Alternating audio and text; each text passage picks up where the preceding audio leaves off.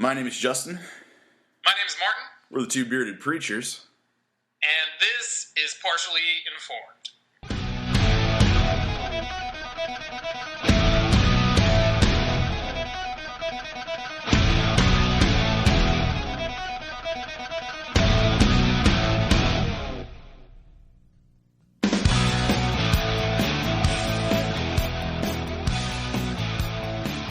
It is September 25th, 2015. This is actually episode 1. Welcome to the very first episode of the Partially Informed podcast.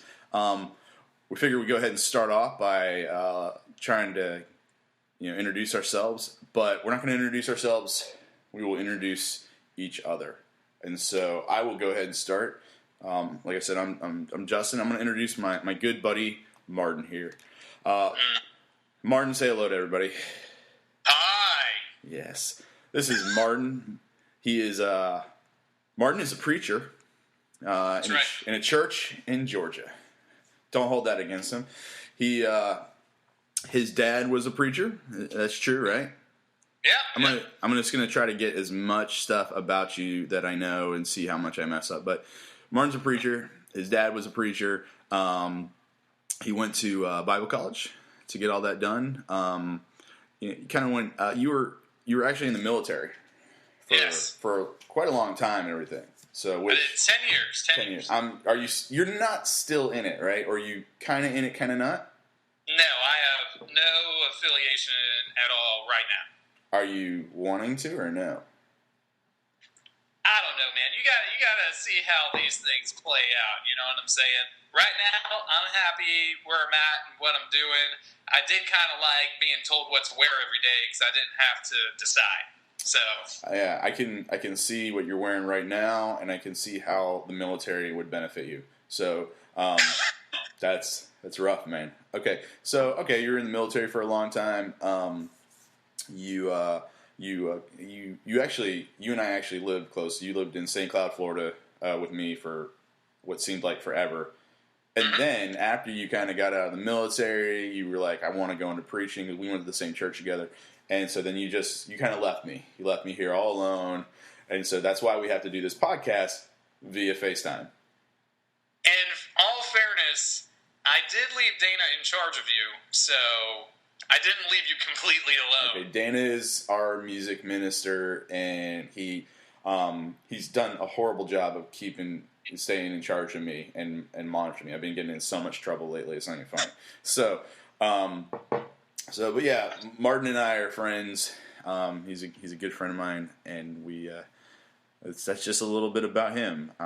And probably the most important thing about him that you need to know, he's got a fantastic beard. Fantastic beard. It's a red beard, which that kind of like brings the fantastic part down a little bit because it is red.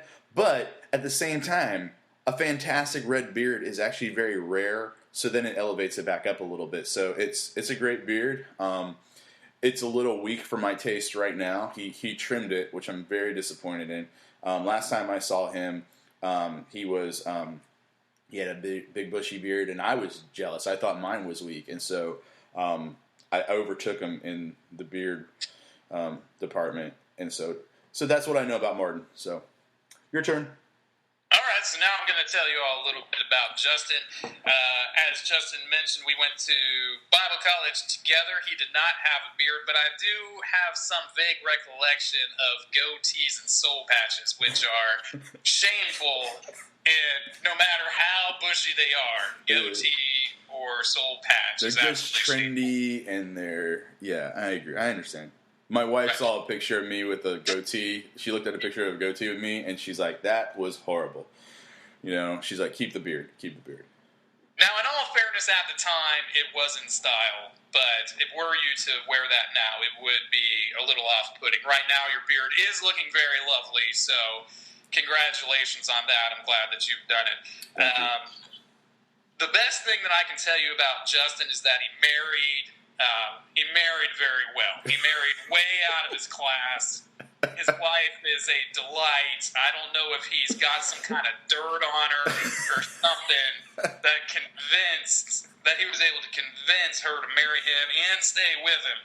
But somehow he's done that. He has a lovely family with his 2 boys. He's a great preacher and minister and really fun to hang out with and talk to. He probably plays Destiny too much. He was trying to sell me some characters the other day. But aside from all that, pretty upstanding gentleman with a striking beard.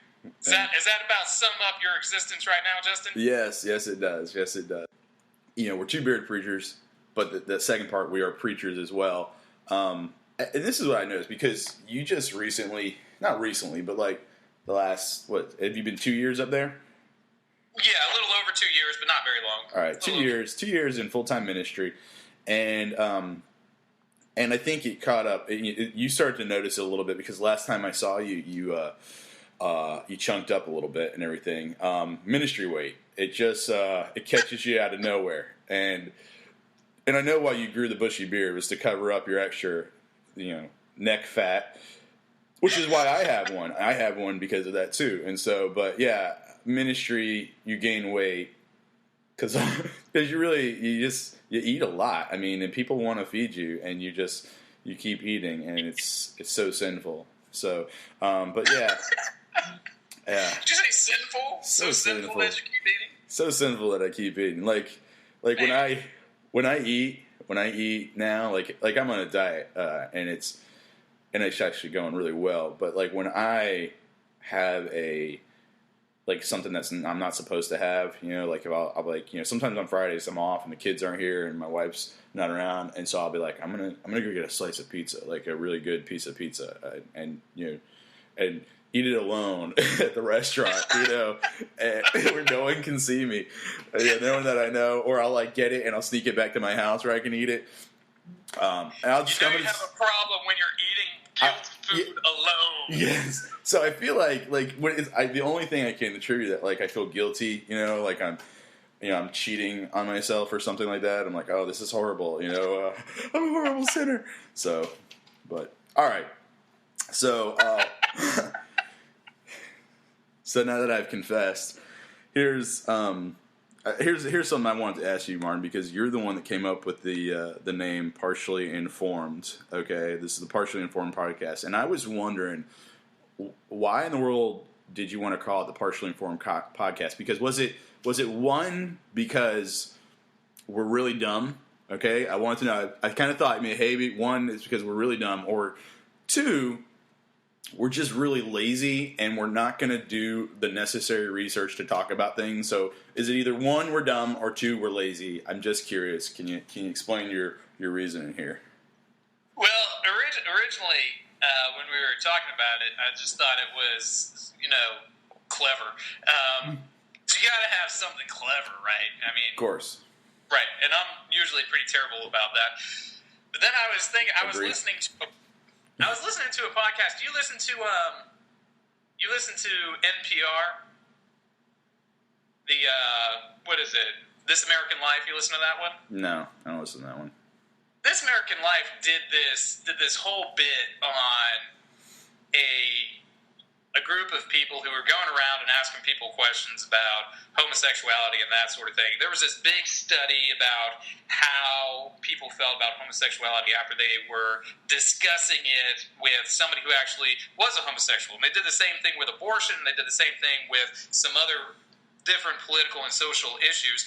And the argument was that if we go and we talk to these people and have them talk to a person who actually is this thing that they are generally against, like if they have a homosexual person talk to people who are sort of against homosexuality, or if they have a person who has had an abortion talk to people who are anti-abortion, that it sort of softens the other people's position on it. Well, it turns out that the entire study that they said indicated that, yes, if these people go and talk to them, it'll demonstrate a shift in what they thought.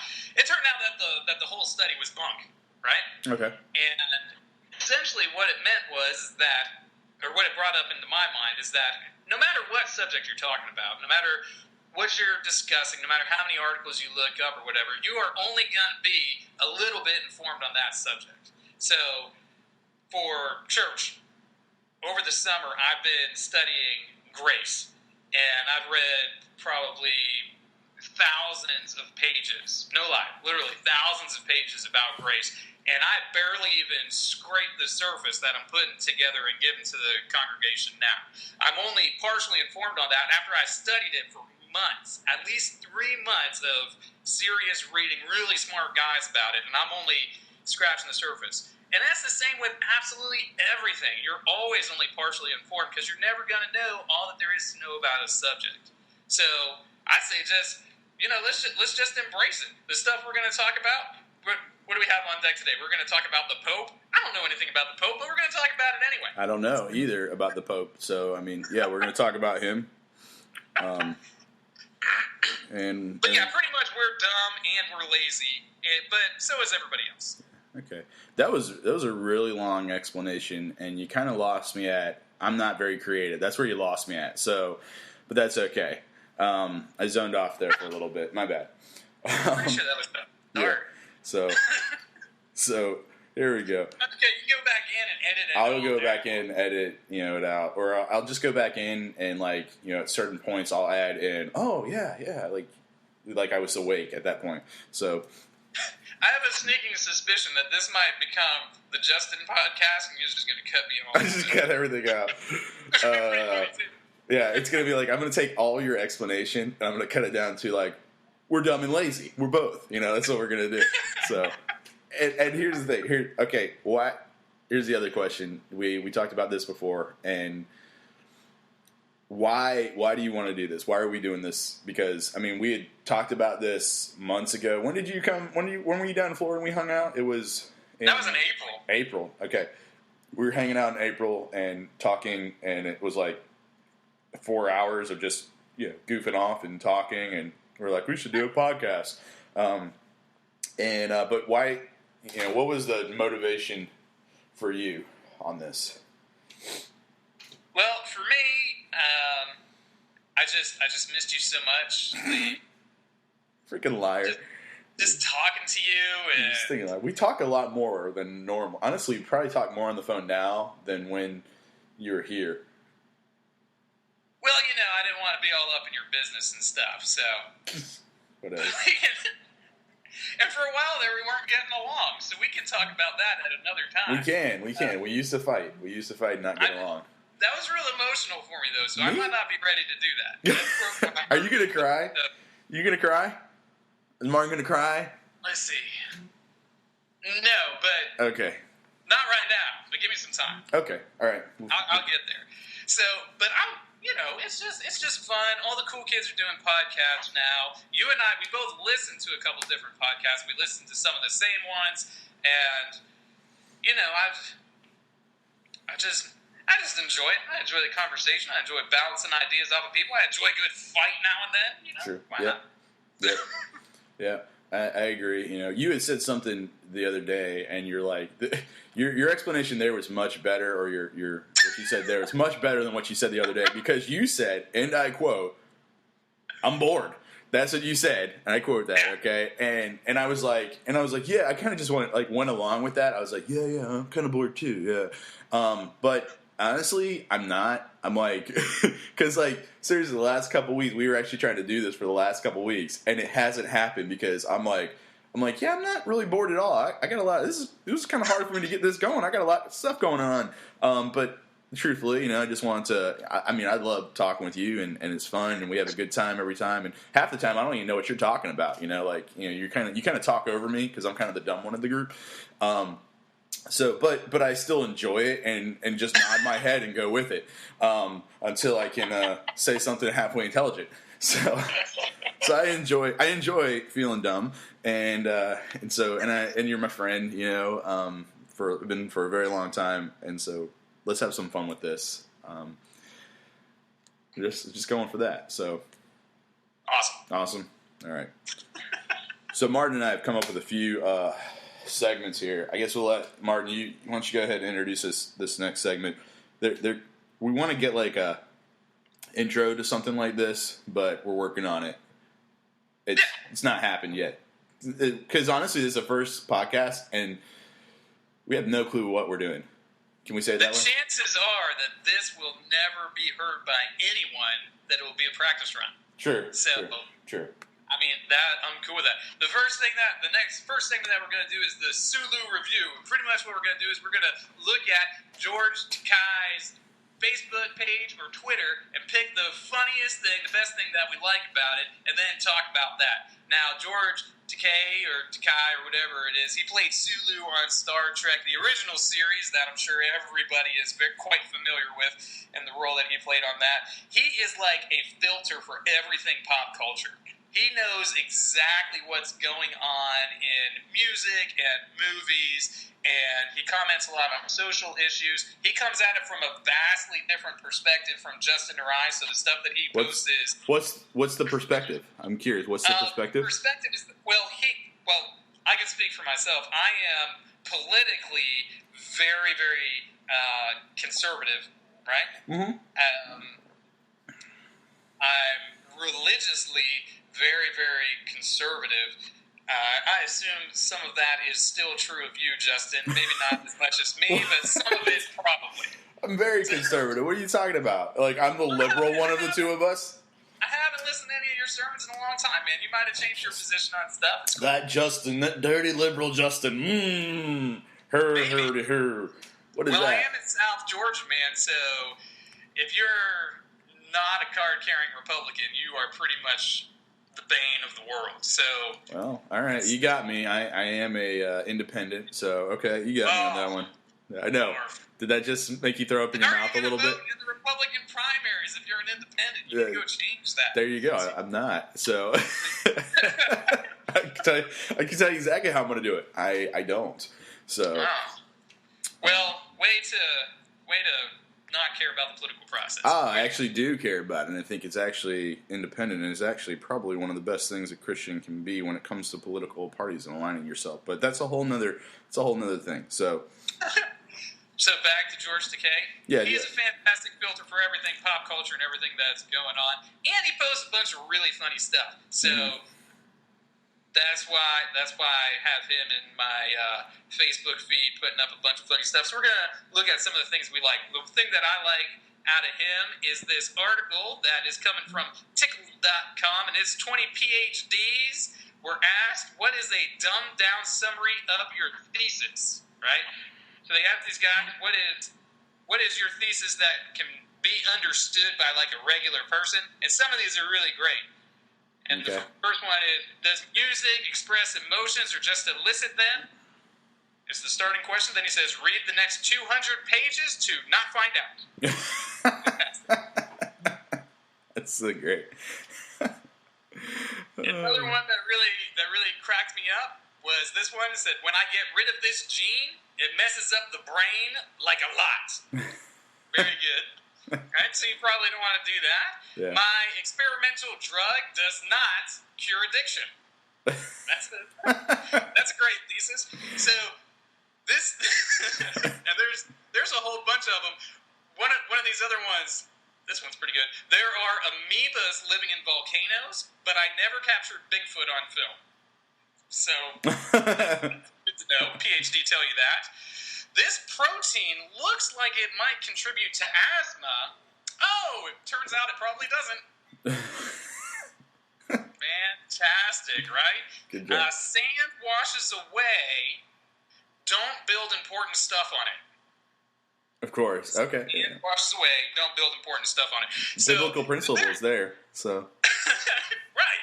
I was like, man, I didn't need a PhD to tell me that. I could have told you that just by opening the Bible. Exactly. You can make antimatter move in strange ways if you set up your equipment wrong.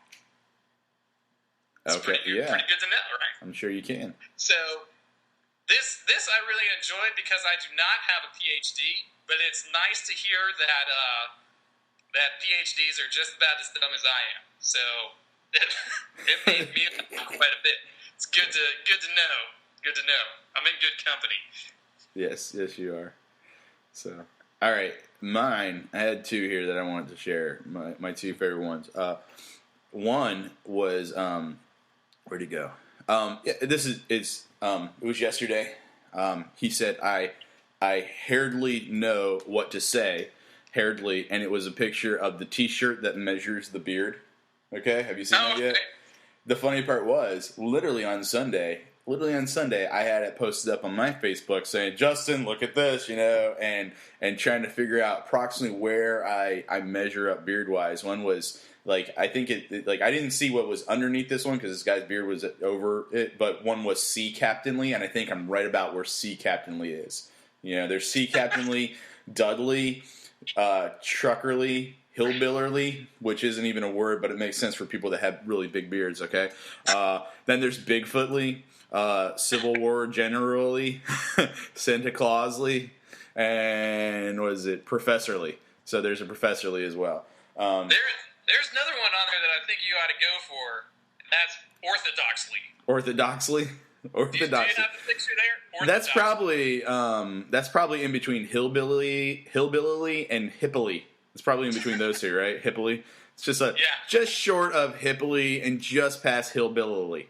So well, I think you ought to aim for Orthodoxly, not just in your beard.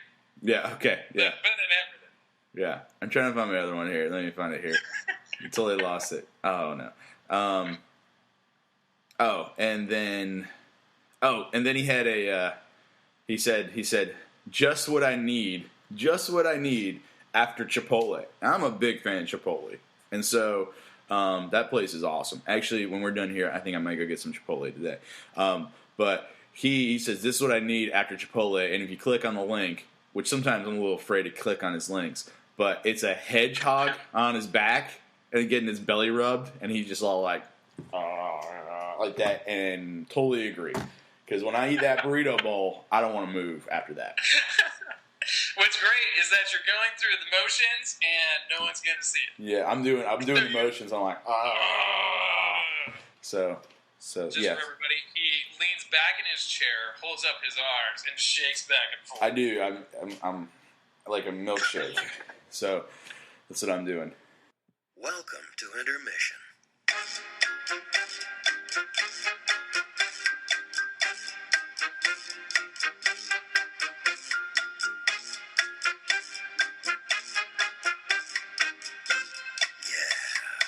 Intermission.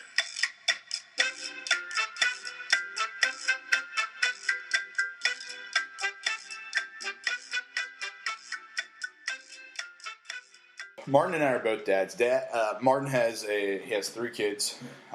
He had them relatively early too. I thought you were popping out babies really fast. When Faye and I were yeah. Well, you don't really have to have skill to be good at that. So Martin has 2 daughters and a son. I have 2 sons. We're dads, and one of the things that I've learned so far being a dad is you're gonna mess up a lot, like a lot. And so this next segment is called Dad Fail of the Week. Where basically we're not earning any points towards winning that Dad of the Year award. We're just going to go ahead and be open with our failures. And like me, every week it seems I'm doing something dumb as a parent. And this week was no exception. On Sunday after church, it was, we had all day after church, so we're just kind of chilling out. Faye's actually cleaning the house, and I'm getting stuff ready because I have a new members class coming over later that night. And I have 2 boys, and 7 and 5, 2 boys, and they are just relentless on each other. They fight constantly. And when I say fight constantly, I'm not saying like they are like mad at each other. They're laughing the entire time, but they like hardcore go after each other. Like I'm talking. Toby will straight up, the 5-year-old will straight up body tackle the 7-year-old, like take him to the ground. Jonas will like roll over on him, and he's my 7-year-old. He'll just slap Toby in the face repeatedly, just horrible. And then Jonas will like, Toby will then turn over and he'll like kick him in the groin. Like he'll just keep kicking him, and I'm like, and like I'm watching the whole thing, and I just cringe just watching. And then Jonas will like almost stand up over Toby while he's on the ground and like curb stomp him. I was like, what? Oh, it's just real painful to watch. And so they're doing this on Sunday, and I should probably step in. I should probably be like, this is getting out of hand. And then it gets to a point where Toby, they're on the ground, and Toby's got Jonas's back. He's on his back. He's got his legs wrapped around his waist. My 5-year-old's got my 7-year-old on. He's got his legs wrapped around his waist, and his arms are wrapped around his head. Like he's squeezing his head, and he's turning his neck. And I'm looking at this, and I go, whoa, whoa, whoa, whoa. What do you think you're doing? That's what I say. And they freeze, and they look at me, and this is where I don't know what happened. It just went horrible after this point because we were just talking about I exercise, and the exercise that I do is I do mixed martial arts. And so I train, and I box, I do jiu-jitsu, and so I do all that, and so I do it 2 nights a week, sometimes 3 nights a week. Jonas does Taekwondo. Toby starts Taekwondo next week. So we all kind of do martial arts and everything. And so they're on the ground wrestling, and Toby gets him in this move, but he's just kind of cranking on his neck, and I go, this is where it goes wrong. Because what should a good dad do? A good dad goes, whoa, whoa, whoa, whoa, don't hurt your brother. That's what the good dad does. And he breaks them up, and he's like, guys, you just don't do things like that. Bad dad goes, whoa, whoa, whoa, what do you guys think you're doing? And this is where it doesn't click. And I go, that's not the proper technique for a rear naked choke. Go ahead and go get cleaned up and get back out here and let me show you how to choke your brother out. It's serious. No lie, man. And they go, and because they had to do a little chore, they get back out. They're like, we're ready, Dad. I'm like, okay, this is what you want to do. And I show them how. I showed my 7-year-old and my 5-year-old how to choke each other out. And then it doesn't dawn on me till later. That this was a horrible decision. This is when it dawns on me, is when Toby has his legs wrapped around him, hooks synced in, he's got his arm around Jonas's neck, perfectly set up. He's got the whole thing there, and he's actually pulling this move off. And Jonas is like, and I just go, what did I do? Oh no. And so I step in, I go, okay, and Faye's not, she's kind of vacuuming off, so she can't really hear anything, and I go, okay guys, whatever you do, don't ever do this when I'm not around, okay? So I try to make I try to recover. And then I just, I say that, too. I go, don't do this unless I'm around. But then I realize that that's not going to help either. And I start backpedaling more. I'm like, you know what? Just forget everything I taught you. Just go back to doing what you were doing. Do not wrap your arms around each other's neck. Just stop doing it. And then I'm like, okay, go, get out of here. And so that was my dad fail of the week. Because now I'm, so nervous they're going to be choking each other out, because they don't got the whole, you tap out. You're supposed to let the other person go. They don't understand that.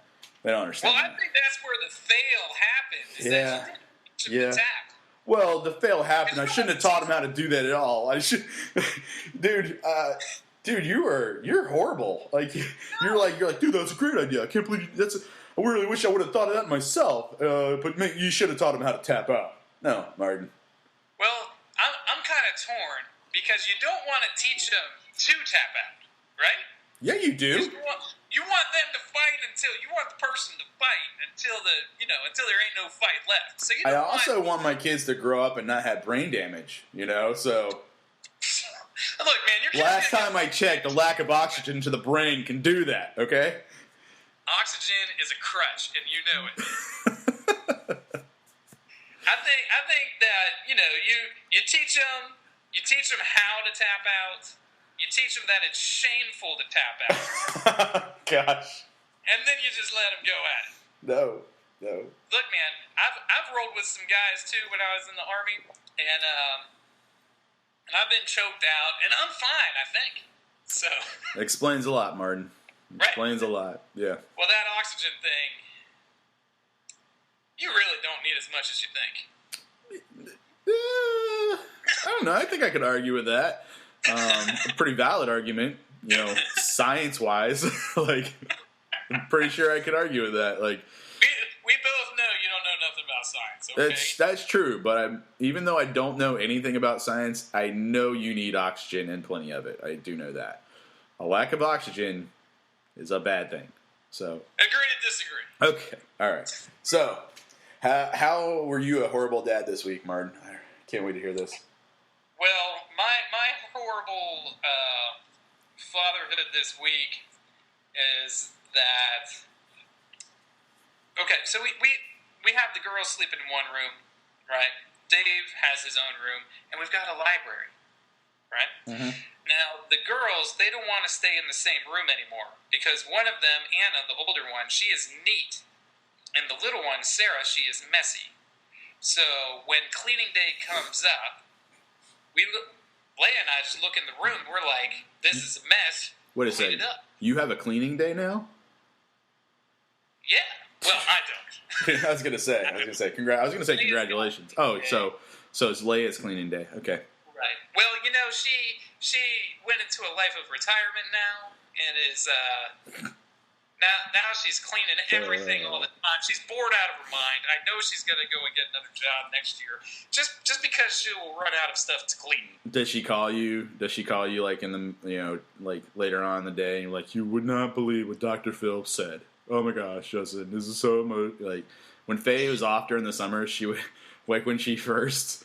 Yeah, she doesn't do it anymore because we got kids. But like when she was younger, I would be like at work, and I'd get a phone call from her, and she would be like in tears. I was like, "What's wrong?" She's like, "I just got done watching Dr. Phil." I was like, "Oh, you gotta be kidding me, babe! You gotta stop doing this." She's like, "Ah." So she doesn't do it anymore. So, but she did do that. She's gonna be mad that I said this. So, all right. Well, you're gonna edit this part out if you're wise. So yeah, probably. Go ahead and do that. No, there's so the Anna wants to move into the library, right? So for the past 2 weeks, Leia has been working really hard to get all of the nonsense out of the library, get it really, really clean, and get it ready to go. And my part in this has been to sit back and be very encouraging. Good job, way to go, and not doing anything at all. The only thing that they need me to do is move this massive treadmill out of there and into another room. Okay. Right? Yeah. This is like the treadmill is like the treadmills that you see at the gym, not like the ones that you get at your house. Right? Okay. Yeah. I was not aware of this when I bought it for Leia. Okay. I thought it was like a, normal looking treadmill. But the thing is pretty big. And even though the rest of the room is totally done, I have still not moved that treadmill out of there to let my daughter move into the new place. This is how I failed this week. And I'm going to try and maintain this fail for a while. Because now that the room is totally clean, when I go to get on the treadmill, I don't have to worry about splashing my sweat on all of the stuff that had been surrounding me before. Now it just, dissipates into the air. It's wonderful. Okay. But I'm totally failing my daughter right now because she wants to move in so she can be in a different place entirely, and I am slacking too much. In fact, I will probably be forced to move that this weekend. Probably. Well, congratulations. Way to, this will be something that your daughter, will talk about to a counselor later on in life. My dad didn't move the treadmill for me to have my own room. That's why I have commitment issues because of this and trust issues. I have trust issues because my dad didn't move the treadmill. Oh, yeah, I'll move it for you. I'll get it here in a second. Give me 1 minute. I'll be right there. I'm not going to do it. I'm not doing that. No, I never say give me 1 minute. You don't? Give me 1 week. Give me 1 week, okay? And I'll be in there in a little bit. I'm really bad at household things. This goes back to the whole conceptual guy versus practical guy. Mm-hmm. I'm very conceptual. I can picture the room without the treadmill and with all of her stuff in it, right? Yeah. I can see it. It's very easy for me to visualize this stuff. It's just making all of it happen is where I have difficulty. Mm-hmm. It's not like in my sermons, it's not the theological part that I have difficulty with. It's that practical part. Yeah, I was gonna say. Yeah, my thought is, hey man, why don't you just apply it yourself? I just told you what it all means. Yeah. So, and Leia's like, you're the man. Be a man about this and move it. And you're like, hey, I have the picture. Here's the vision. You guys do it. Right. Right. I explained to her that masculinity, that her view of masculinity is completely different from the biblical masculinity. But she doesn't want to engage in a conversation about it. She just wants the treadmill moved out of the way. Well, yeah, I might be doing that today. Obviously, she's partially informed. Okay, so I mean, let's just admit that. So, all right. Well, good job. Looks like neither one of us are going to get the Dad of the Year award this year. I'm sure there'll be something else for next week. Way to fail your daughter. We'll see how. Well, I'm already failing my son too, so we'll talk about that next week. Oh, okay. Congratulations. So. Well, he inherited all of my what do you call it? Athletic prowess, right? Which can I go ahead and add is there's no prowess there. There's no. I've seen you. It's minimal. It's non-existent, Dad. But it's just. He inherited all that. He inherited all of it, every last bit. He inherited. Well, I think Jonas has gotten mine, and he's like actually. I mean, he's testing for his next belt in Taekwondo this week, and he's actually playing golf now as well. Which he's like, Dad, would you like to go play golf with me? I was like, yeah, dude, you're 7. You can play golf? He's like, yeah. So Jonas did get my athletic ability, which I'm very proud of. We went to play putt-putt, and Dave plays it like polo. Like horse polo. Which is the exact same way you play. I think you and I played putt-putt before, so. Right, I taught him how to do it. You run and you swing it. Keep running. Let's talk about the Muppets. Okay. All right. This is a good transition for the Muppets because we're going parenthood and a little bit of controversy with the new Muppets because, a couple years ago, the Muppets came back to life. They had disappeared off the scene. And you saw the last 2 Muppet movies, right? Absolutely. I love the Muppets. I've seen they were Muppet so good. So good. Okay. What's your favorite Muppet movie? Of the new ones? Of all of them. Which one can you just sit down and watch and be like, I just love this? Well, I'll be honest with you. I have seen, after the new ones came out, we took our boys to see that, and they just, they just watch them constantly, and then they watch the 2 new ones they watch constantly, and then they started Netflixing and doing Netflix and going back and watching the old ones, and they've watched them so much that I'm like, for me personally, they all run together, okay? I just, except for the last one with the fake Kermit and everything, I mean, it's just, it's so clever. It's so clever how they did all of it. I thought they were really good. Comedy was really good in it. But yeah, they kind of all run together for me. But so we've seen over the last couple of years the resurgence of the Muppets, because honestly, when I saw the Muppets were coming back out, I'm like, I like the Muppets, but I'm like, seriously, the Muppets, how are you going to make this fresh and new and everything? But they did a great job with those movies, and kind of the ones that were overseeing that and directing it and the writers of it, they did a really good job. And so I was overly impressed. And my kids loved those movies. They were just like, these are amazing. And I love them too. I was like, yeah, we see those in the theaters. But now the Muppets were traditionally kind of more of a kids thing. Office was filmed. And it's, it's pretty funny. I think it was pretty funny. I enjoyed it. There's some subtle, not so subtle, maybe there's some. It's an adult show. It's not a kids show. That's the bottom line. Okay, it's not. I'm not gonna sit there and watch it with my kids. Because if I did, I would be telling you next week how I had failed as a dad, letting my kids watch the new Muppet Show. So you're saying that the new Muppet Show, if you let your kids watch it, is a dad fail? I think it's a dad fail because there's some stuff. It's for me personally. I watch it and I'm like, yeah, this is ha ha ha. It's funny and everything. But there's some things in it that I know for we were joking about it when they had Imagine Dragons on there, and then there's Animal over there. Like, Animal, you should really come on the road. And what does the guy say about Animal? Was the other guy say, Mark? The road ain't good for Animal. And then Animal goes, too many women, He's just shaking his head. Is that your good? Animal voice is very Mexican. No, I don't think so. He's too many women like that. It's yelling in the throat. You got to So what do you think is the controversy with the Muppets? Because there's this whole 1 million moms are saying that you can't watch the Muppets. That's an internet group. They were telling you that the Muppets isn't good for your kids. So what exactly about the Muppets is inappropriate for children? Like I said, I think it's just when it comes down to it. I'm trying to find that article that we were looking at and everything too. Like I said, I don't think it's as bad. Like this is what the article had said, and let me see if I can. It said that the Muppets were perverted. That was the accusation, that they were perverted. Now, here's the thing. Typically, a show that's on at night, you're not going to let your kid watch. Well, I mean, it's not made for them. And that's okay. It doesn't have to be made for them. I think the controversy is that traditionally the Muppets have always been kid-friendly, and now, out of nowhere, they're not. Now, I think the way they filmed the show is very good. I think it's I like it a lot. I think it's filmed well. I think it's very clever. The writing's very clever and everything. But it's a different take on the Muppets than it was. It's just not the same. And I think that's probably the big thing, is that it's not the same. I'm pulling up the article right now, and I think that's their issue. It's not the same as it was, and that's okay.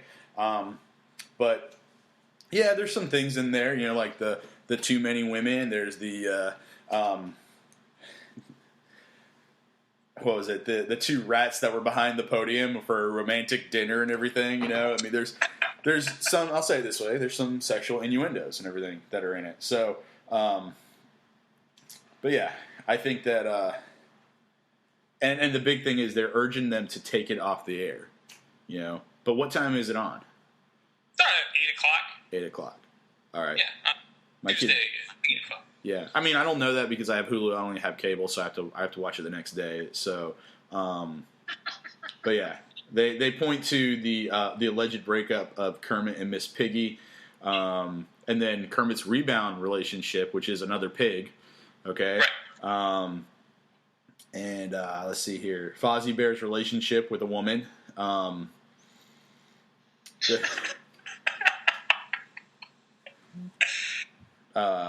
It's funny. It is funny. Yeah. I didn't see this, but they're quoting. They're talking about, even included an ad with a Kermit clad in only a scarf that brags, finally a network TV show with full frontal nudity. Right. Because, well, he's always been like that. I mean, it's Kermit. It's a frog. So, but yeah, it's. I think it's a funny show. I'm not gonna let my kids watch it. It's not I don't think it's necessarily a kid's show or anything like that. And I knew that kind of going into it. Well, one, because it's it's on at 8 o'clock at night, and my kids go to sleep. So it's like one of those. It's like one of those rule of thumbs, like, when something comes on at a certain hour, like, I think it's a no-brainer. Maybe I could be wrong, but when it comes on at a certain time, that's communicating to me not the most appropriate thing for you to watch. For your kids to watch, And so it just kind of says, okay, yeah, like, it's traditionally, I think it's, hey, this is the time when kids typically go to sleep, so, yeah, it's not for them. And that's okay, because... And this is another thing. I think so much in our culture is for kids. Everything is designed for kids in a sense like that, to cater to our kids. And so, but yeah, I think it's the big reason why is because it was such a family friendly thing, and now it's not. And so it's going to kind of blur the lines. It's going to blur the lines of what is what.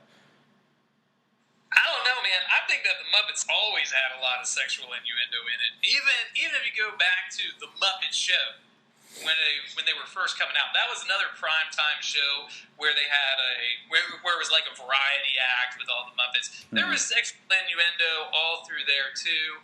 There was sort of I like Sam the Eagle would be right along with the 1 million moms complaining about.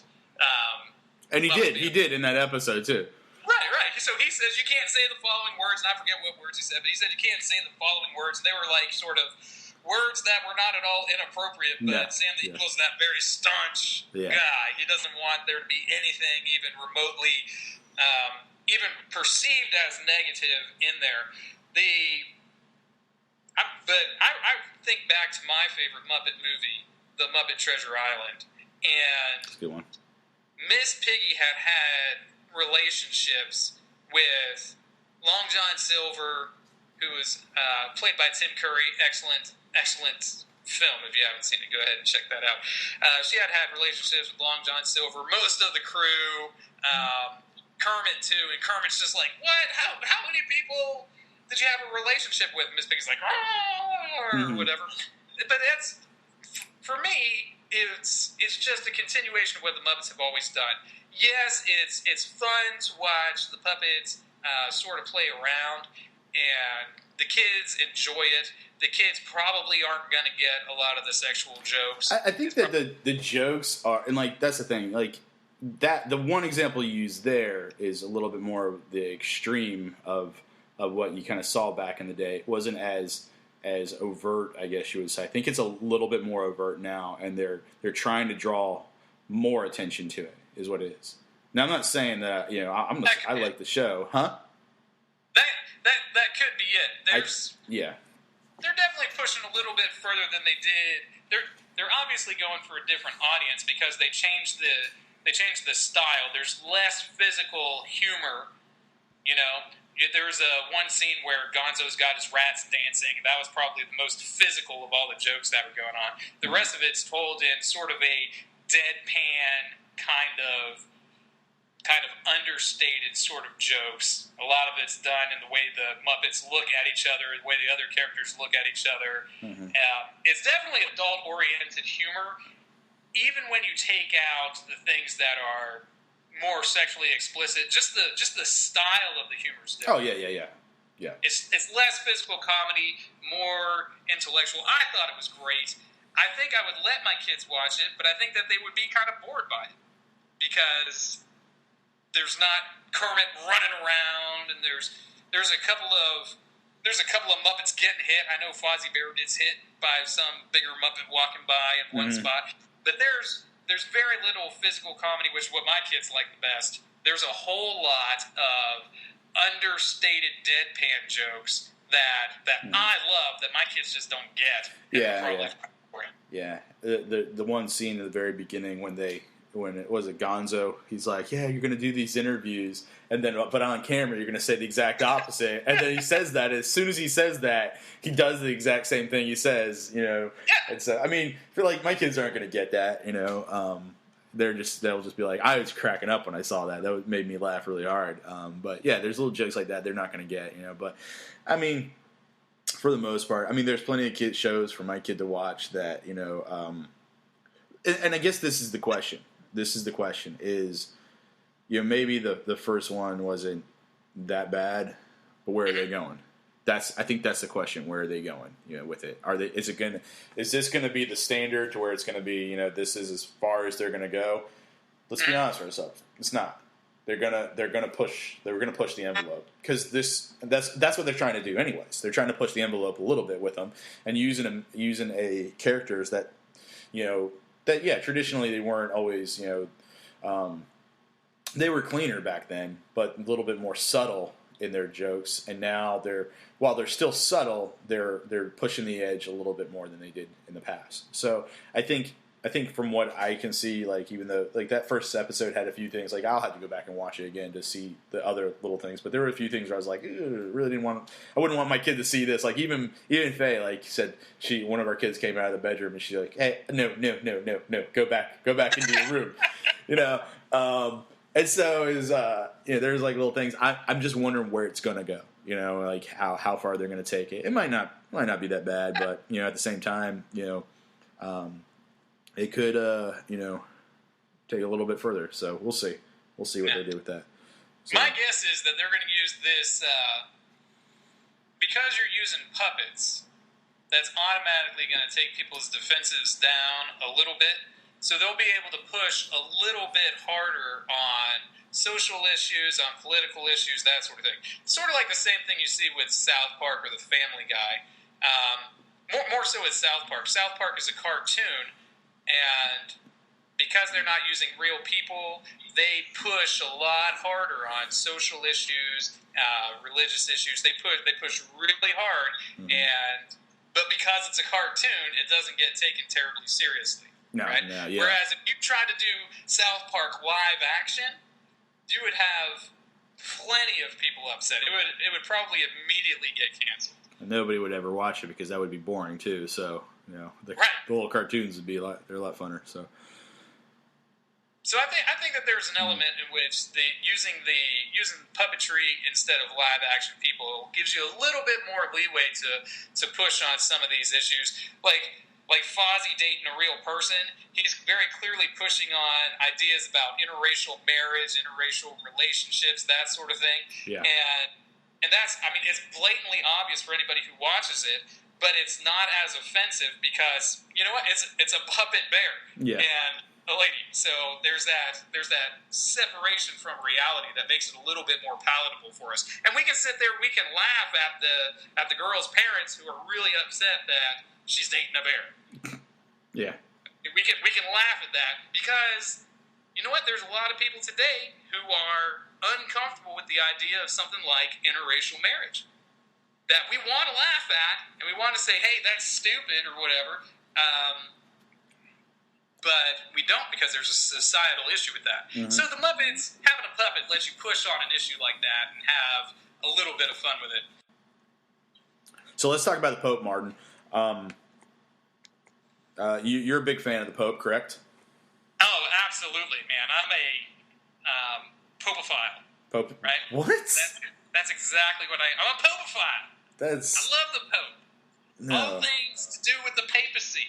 The Popeophile. Popified?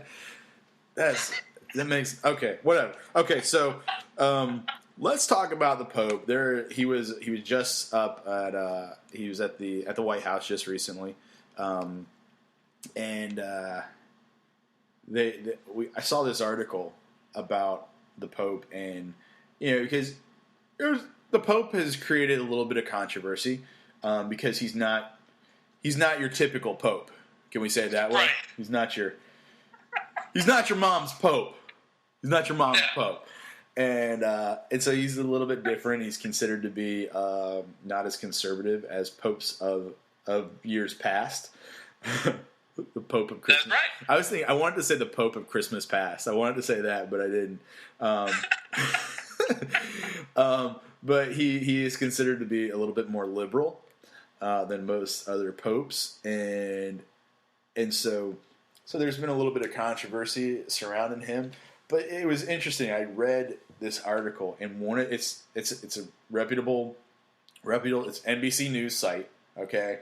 And the title is Pope Francis. He says, I'm in line with Catholic Church doctrine. So you think it's going to be an article based off that, okay? And then it goes into,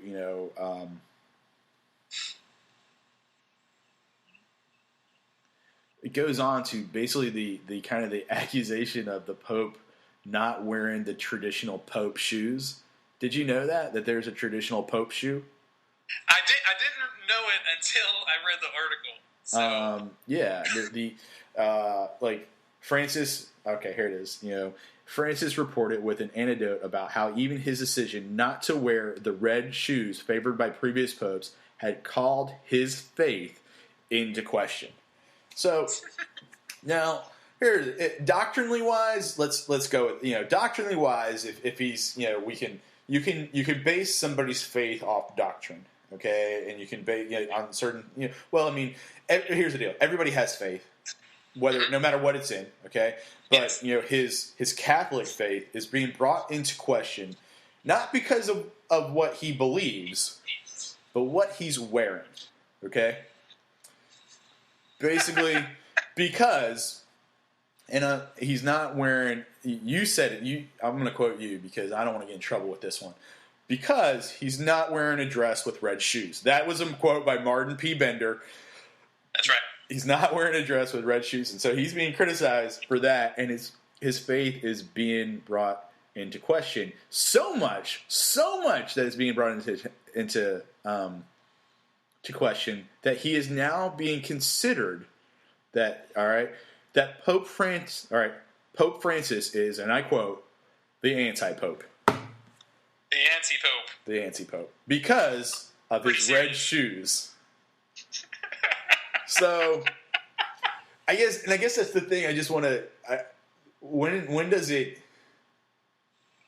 do you sit back and go? When can people just sit back and go, seriously, really, red shoes? Who cares? Because honestly, I'm going to say it this way: I have more respect for a man that doesn't wear red shoes, okay, than a man that is going to wear red. You know, I mean, hey, if you really want to wear red shoes, that's fine. But it just, you know, I have more respect for the Pope because he doesn't wear red shoes. I don't care what the traditions are, but how many pairs of red shoes do you own, Justin? Zero red shoes.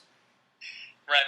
I've had shoes with red in them, but mainly they're black with a little hint of red.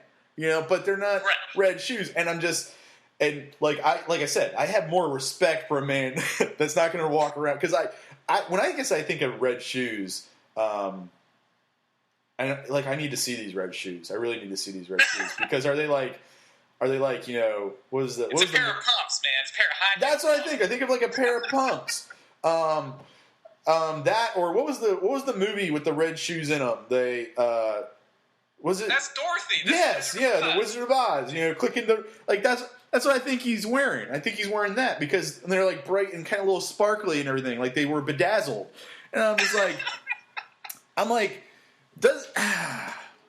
what is Catholics are very conservative, you know, just personally, you know, I guess culturally wise, they are very conservative in things. And then I'm sitting there thinking to myself, but you're okay with your Pope wearing red shoes?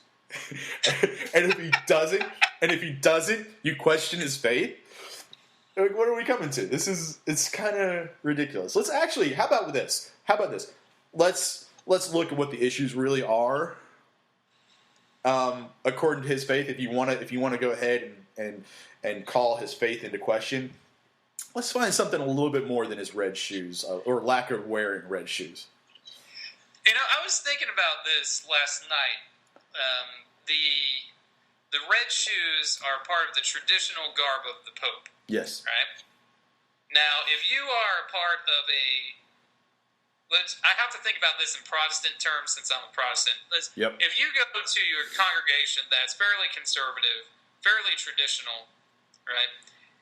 When the preacher goes up there to talk, you generally will expect a preacher in a traditional congregation to wear what? Suit and tie. A suit and a tie. Yeah. Right. Suit and tie. Now, I know you pastor a church that is not quite as traditional, right, in its attire. What? Yeah, right? yeah. What do you wear when you preach? I will wear a long-sleeved collared shirt with a tie when I think something I'm going to say is going to make people mad, and with oh god, and without a tie if I think the lesson's going pretty, you know, it's going to be pretty well received and all that. That doesn't mean that's always how it goes, but okay. That's my general rule. Okay. If I know I'm going to stomp on somebody's toes, I'll throw the tie on. Okay. And if I'm going to be playing my guitar in the service, I will wear a jacket. And the reason for that is because when I play the right, exactly. I sweat, and that gets covered up by the jacket. Yeah. I wear my every Sunday attire to preach in is a button-up shirt, long sleeve button-up shirt. Sleeves are rolled up. It's untucked. Wearing a pair of jeans. Untucked? Yep, untucked. I go untucked. Comfortable shoes. And the only thing that I change is sometimes I'll wear glasses and sometimes I won't. Like if my sermon's a little nerdier than normal, I wear glasses. Okay? I wear glasses to emphasize the nerddom. And so you're trying to pump up the nerdy. I pump up the nerdy. But if I'm not going to go so nerdy, I'm like, no need for the glasses today, and I'll go without.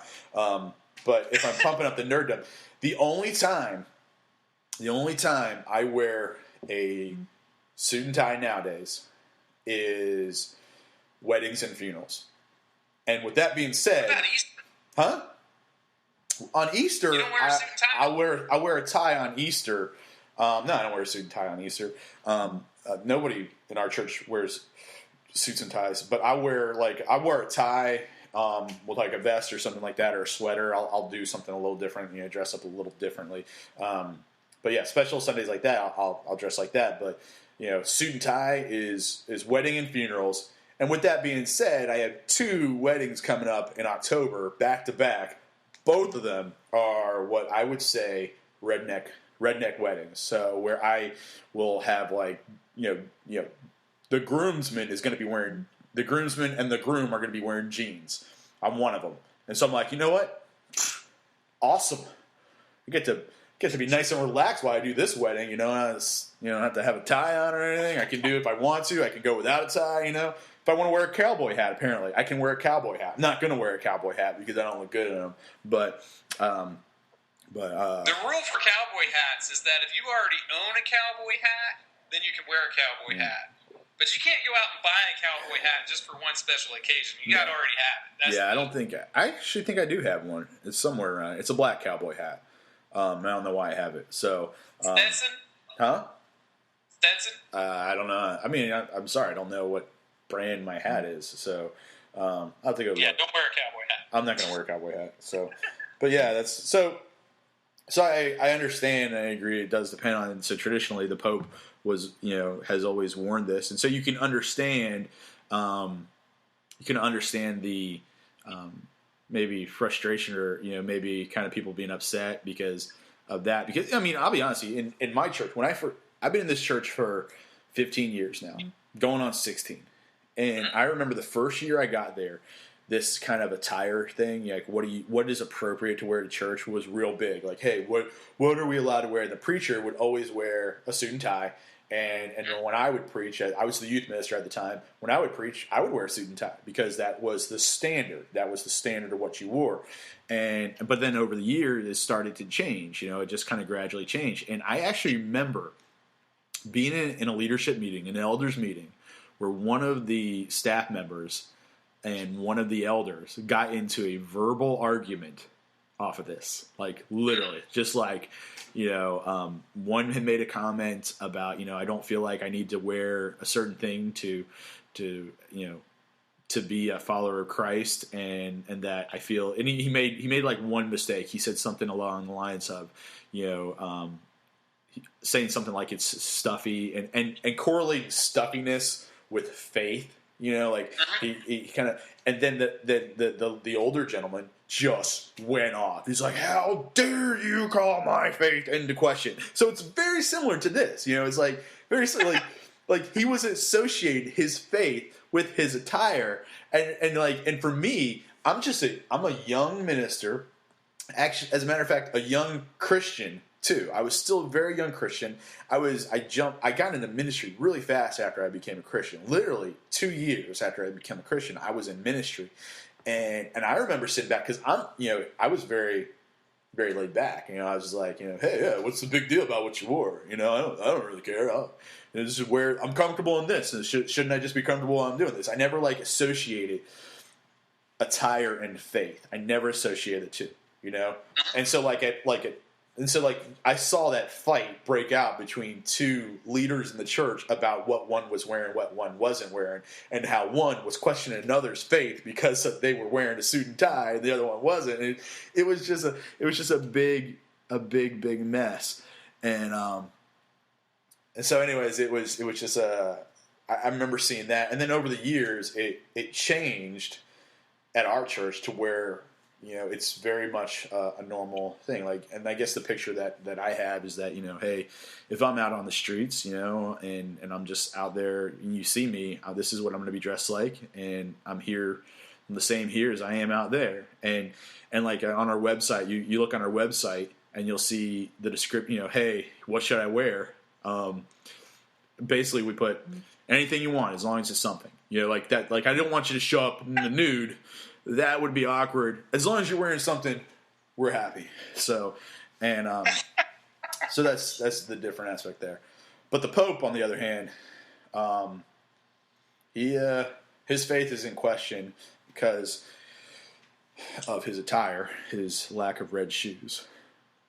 Well, I think that probably is simply systematic of a pope who is very different from the previous one. Yes. So, Benedict, very conservative. Francis, fairly liberal, at least in how they're going about their business and the things they find important. So, obviously, there's going to be some dust up between the fans of Benedict, I think he's 14, and Francis.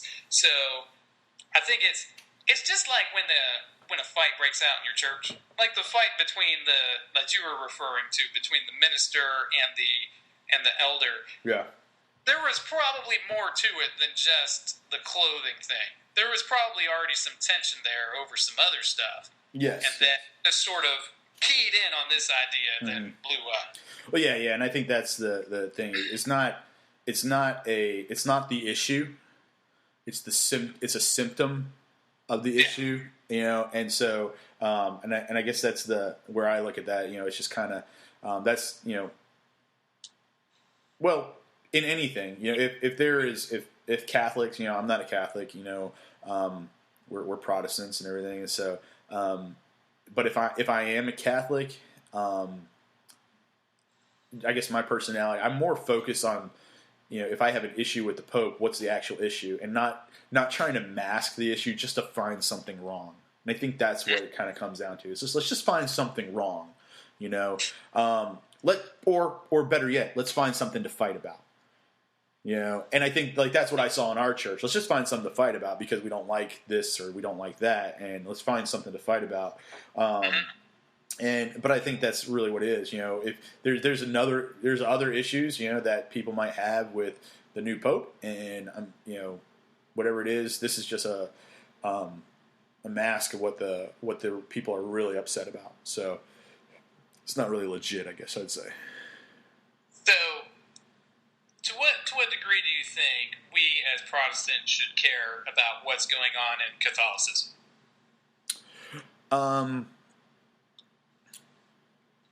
I think honestly, when you look at things like this, you just kind of go, we really don't need to care that much at all about it.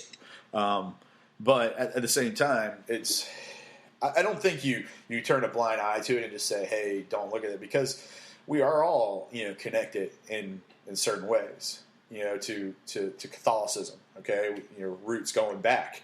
You can't deny that our roots of our faith do come from that area and everything, and so from Catholicism. So to just completely and totally write them off and say no, just because they are the way they are, we don't pay any attention. I think that's kind of ignorant.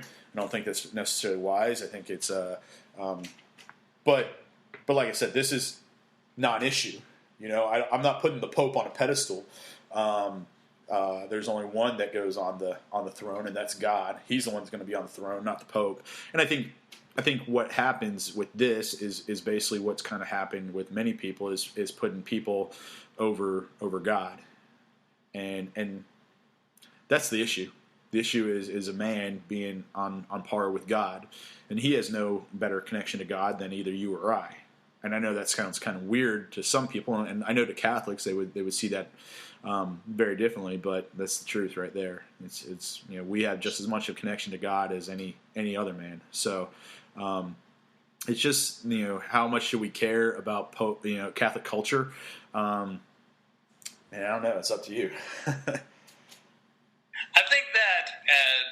I think that we should be aware as Protestant ministers. We should be aware of what's going on in Catholicism, just like we ought to be aware. Like, neither of us are Southern Baptists. No. But we come from areas that are pretty similar to Southern Baptists. Agreed. Yeah. Share a lot of theological ideas, and we follow a lot of SBC practices when it comes to things like church growth, practical theology, that sort of stuff. We follow in their footsteps a lot. Mm-hmm. So we do well to be aware of what's going on in the Southern Baptist Convention, and I think we do well to be aware of what's going on in Catholicism, because the people who we interact with, the people who we pastor, the people who we deal with on a day-to-day basis in and out, some of them will have a concern about the Pope and what he's doing. So we need to be able to answer those things intelligently. Yeah. We need to know about what's going on in the SBC, I think, too, because, well, whatever the SBC is doing now, it'll come down to us in about 10 or 20 years, so we should probably have a general idea of what's going on. So ridiculous.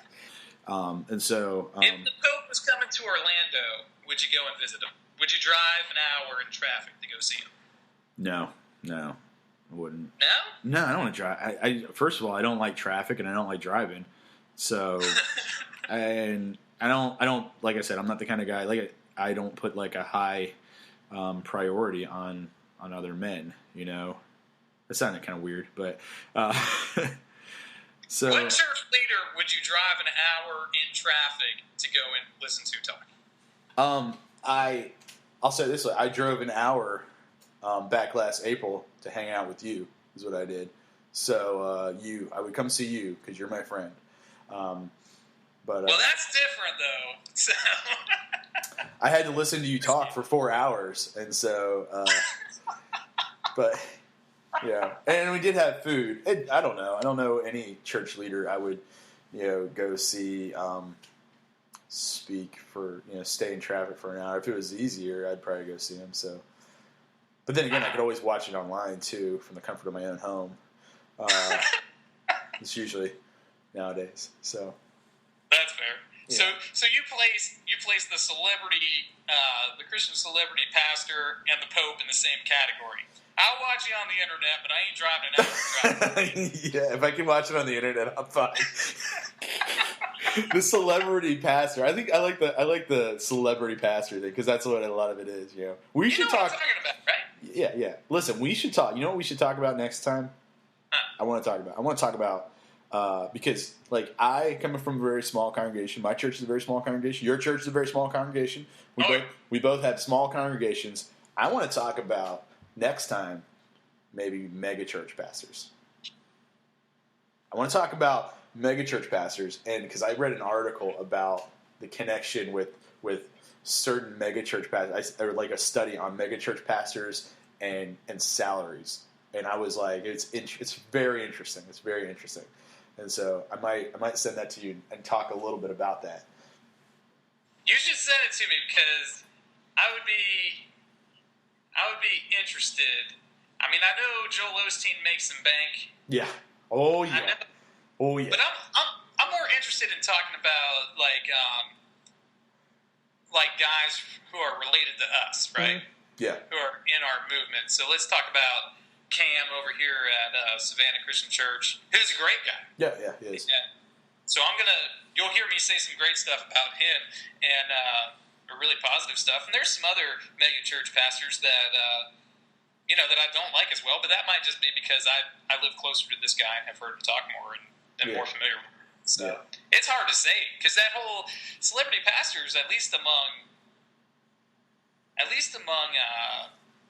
don't know, regular pastors like us, right? I don't know. Would you say you have a high opinion of celebrity pastors or a low opinion of celebrity pastors? That's a good question.